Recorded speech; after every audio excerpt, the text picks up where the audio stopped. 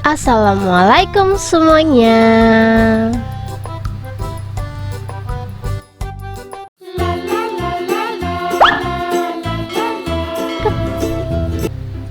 Langsung aja, di sini aku udah siapin buah-buahan. Aku ada nanas, timun, mangga muda, sama jambu.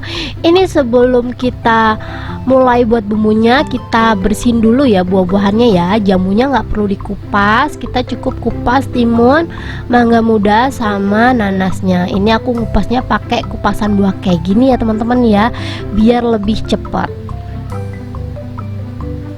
Untuk buah-buahannya bisa disesuaikan lagi, bisa pakai bengkoang atau apa yang kalian inginkan.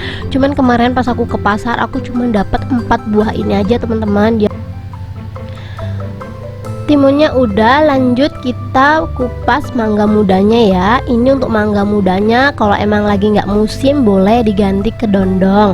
Aku sebenarnya pengen pakai ke dondong teman-teman, cuman adanya cuman mangga muda, jadi aku pakai yang ada aja. Mungkin di tempat kalian buah-buahnya banyak yang bervariasi, bisa disesuaikan lagi ya. Jadi nggak harus seperti yang aku punya untuk isiannya. Untuk mangga mudanya di sini aku cukup pakai satu aja kayak gini ya, tuh. Lanjut, ini di sini aku ada nanas. Sebenarnya nanasnya aku nggak pakai banyak teman-teman, cuman 1/4 aja. Cuman ini aku kupas semuanya, kurang lebih hasilnya seperti ini. Buah-buahannya udah disiapkan, udah dicuci bersih juga. Kita lanjut siapin bumbunya ya. Di sini aku ada 5 cabai rawit. Kalau teman-teman nggak suka pedas bisa dikurangin ya untuk cabenya ya. 1 sendok teh garam, dan kita langsung aja halusin. Kalau teman-teman kurang suka pedas, untuk cabenya pakai 1 atau 2 atau 3 ya, nggak harus 5 seperti yang aku punya. Soalnya aku pakai 5 ini tuh pedesnya luar biasa banget teman-teman ya. Jadi emang harus disesuaikan untuk cabenya. Ini kita halusin sampai si cabenya halus. Kalau cabenya udah halus, lanjut kita tambahin gula merah.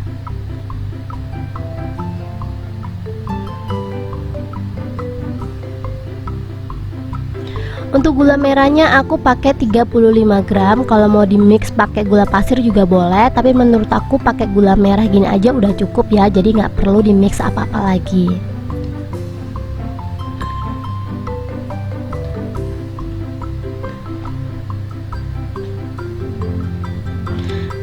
Dan yang paling penting ini ya teman-teman ya, untuk rujak kelang yang paling penting itu untuk petis maduranya. Jadi kalau kalian mau buat rujak ini harus banget ada petis madura. Dan untuk petis maduranya, untuk cara pemakaiannya juga harus disesuaikan. Kalau teman-teman suka kuahnya yang kayak berbau ikan banget, untuk petisnya ini dibanyakin ya. Cuman karena di sini aku tuh pengen yang agak nggak terlalu amis banget gitu ya teman-teman ya. Jadi untuk petisnya ini tuh aku pakai 1,5 sendok aja. Kalau teman-teman suka nih yang rujak kelangnya yang agak berbau ikan gitu, itu boleh banget pakai takaran 3 sendok makan ya untuk petis maduranya. Dan jangan lupa petis maduranya dikasih air kayak gini, baru kita aduk. Ini untuk airnya secukupnya aja teman-teman, sesuai selera sih sebenarnya. Aku masukinnya sedikit-sedikit. Kalau teman-teman ada air panas boleh pakai air panas, tapi kalau nggak ada juga nggak pakai air panas juga nggak masalah. Ini tinggal diulek aja sampai semuanya merata. Sebenarnya untuk airnya ini bisa diganti air kuah ikan teman-teman. Jadi kalau teman-teman nyobain langsung di Banyuwanginya gitu, itu tuh biasanya yang jualan tuh pakai kuah ikan tongkol, kuah ikan apa aja, yang penting kuah ikan gitu teman-teman. Dan sebenarnya gitu,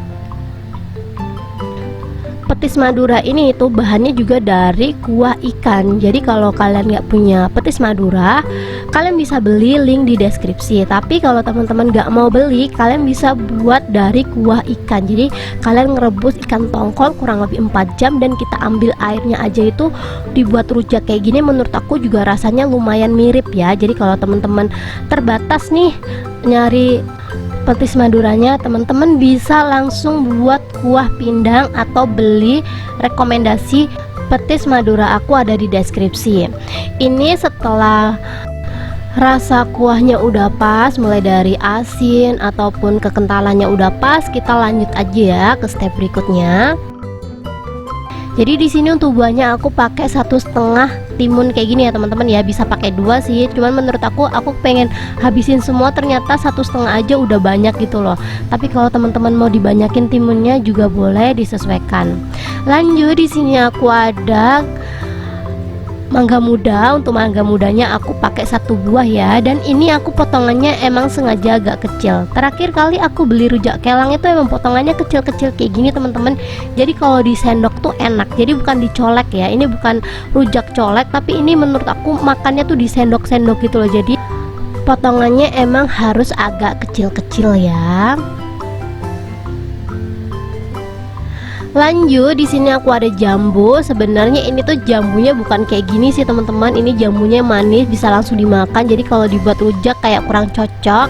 Tapi karena jambu air yang asam itu nggak ada, jadi aku pakai yang ada aja ya. Di sini aku pakai 1 buah. Kenapa cuma pakai 1? Karena jambu yang jenis ini tuh harganya lumayan ya. Jadi ya kita pakai secukupnya aja. Yang penting ada variasi untuk buahnya. Kalau teman-teman penasaran modalnya berapa, teman-teman bisa langsung aja ya cek deskripsi aku teman-teman. Aku bakalan tulisin semua bahan-bahannya di sana lengkap. Jadi mulai dari bahan sama resep-resepnya aku udah tulisin di sana. Lanjut, jambunya udah, kita tinggal masukin nanas. Untuk nanasnya aku pakai 1/4 aja, karena emang 1/4 aja ini udah cukup banget loh teman-teman. Ini tuh modal sekitaran 12.500 aja.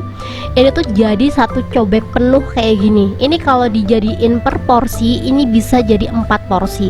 Kemarin aku pernah beli yang original, bahkan buahnya nggak sepremium itu tuh harganya 8.000 teman-teman. Jadi kalau teman-teman mau jualan ini yang versi buah aja kayak gini, boleh dijual 8.000.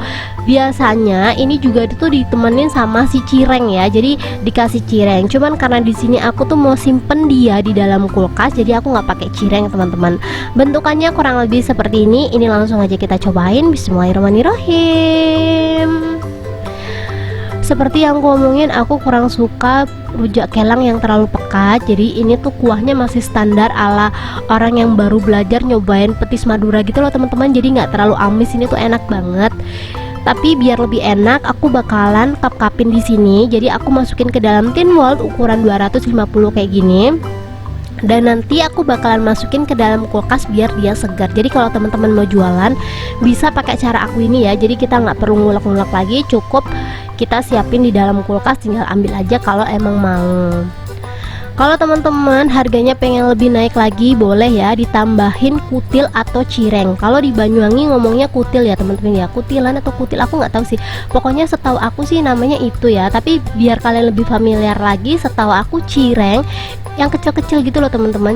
Jadi kalau kalian mau jualan jangan lupa ditambahin bahan pelengkap. Cuman karena ini aku mau simpan di dalam kulkas beberapa hari, kalau pakai cireng nggak memungkinkan, jadi aku buat versi originalnya aja. Cukup segini aja video aku kali ini. Semoga video ini membantu kalian. Jangan lupa untuk klik like, komen, dan subscribe ya teman-teman ya. Thank you buat teman-teman yang udah menonton videoku sampai habis.